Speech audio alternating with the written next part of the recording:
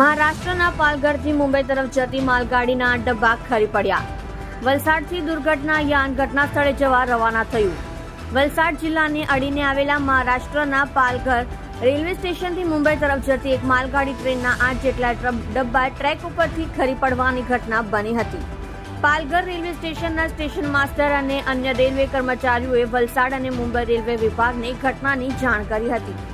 વલસાડના રેલવેના ARM સહિત ઉચ્ચ અધિકારીઓની ઘટનાની જાણ થતાં તાત્કાલિક રેલવેની ટેકનિશિયન અને અધિકારીઓની ટીમ અને રેલવેના કર્મચારીઓ સાથે ઇમરજન્સી ટ્રેન દુર્ઘટના સ્થળે મદદ કરવા રવાના થઈ હતી। રેલવે વિભાગના ટેકનિશિયનો વહેલી તકે ટ્રેક ઉપર પડેલા માલગાડીના ડબ્બાઓ દૂર કરી રેલ વ્યવહાર સામાન્ય કરવાનો પ્રયાસ કરશે।